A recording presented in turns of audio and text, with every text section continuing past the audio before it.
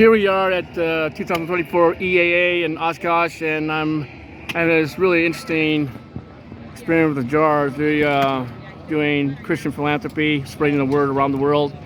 And here we have a Navy, I hate to use the word brat, but brat. And then he learned off-roading in Fresno with his dad. And now we're talking about motorsports and aviation. Wally Dallenbach says motorsports is a thinking man's game. Now he's saying same thing in aviation or in off-roading. If your brain's not into it, you die. So then, can you tell me more about that philosophy? Well, if you're not thinking, then the other guy's thinking. He's gonna see what you're doing and maneuver into a position to kill you.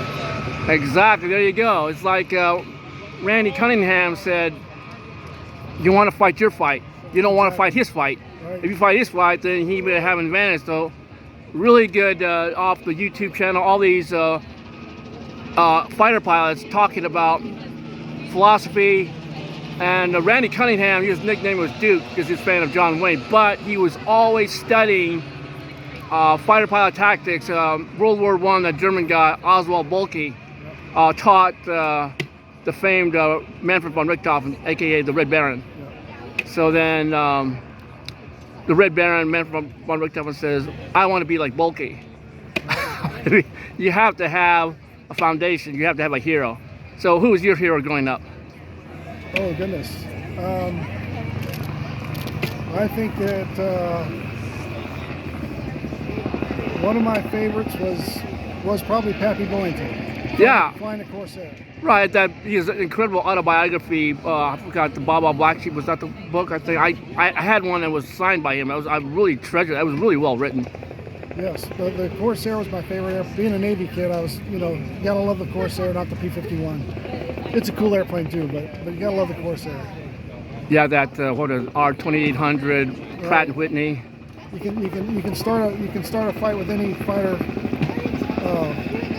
pilot by saying the Corsair was the best fighter bomber of World War II, bar none. It carried 4,000 pounds of ordnance and delivered pinpoint accuracy. Yeah.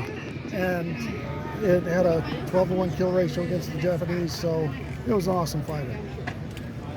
So then, so you're a U.S. Navy fan, being born into your dad was U.S. Navy, right? Right. So then in the Navy as well. So. By the way, Top Gun, during Vietnam War, they found that the kill ratio declines, so the U.S. Navy turned to training, Top Gun. That's right. Whereas the Air Force turned to technical details with the ordnance, which I think definitely the U.S. Navy picked the right route. Right. So now they both fly Top Gun, and they argue about who's better. There was an episode of Black Sheep Squadron in which there was a conflict between U.S. Navy and the Marines. Okay, there was some fight. Okay. Yeah, the Marines are like the little brothers of the Navy. So you can pick on them all you want, but when it comes down to it, though, if anybody else picks on your Marines, you defend them. Okay. So, but we call them seagoing bellhops because they open the doors for our skippers. Seaborns. Seagoing bellhops. That's great. Don't put that online though, I'll get killed.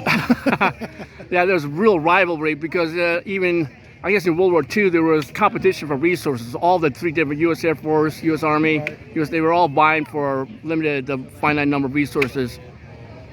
Yep. So we always tease the Marines because their paychecks are signed, labeled Department of the Navy.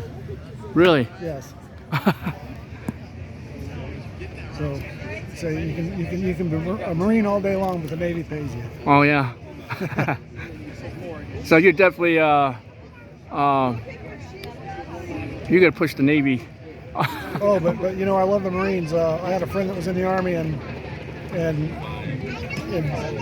the Gulf Wars, and he was in intelligence, and they would embed him with different groups.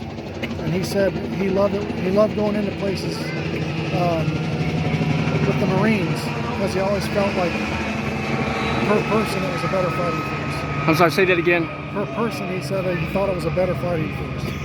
He felt better protected by the Marines than he did with some of the Army groups he was in. Yeah, I think definitely the Marines have that esprit de corps, that really commitment.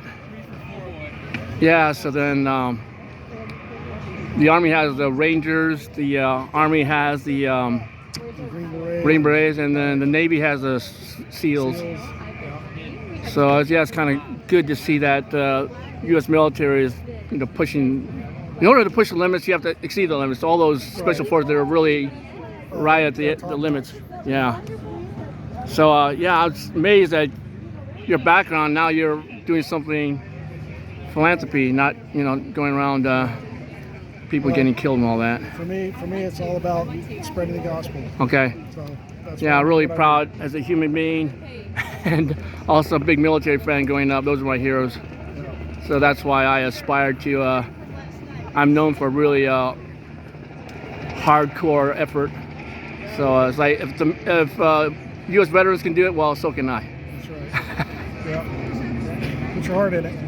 Look at that. Is that a B-29? It is.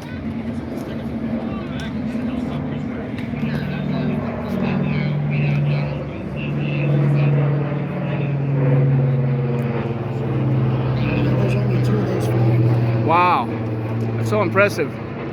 Yeah, those big engines on there, it's like hanging a P-47 on each, 4 P-47s on each wings. So,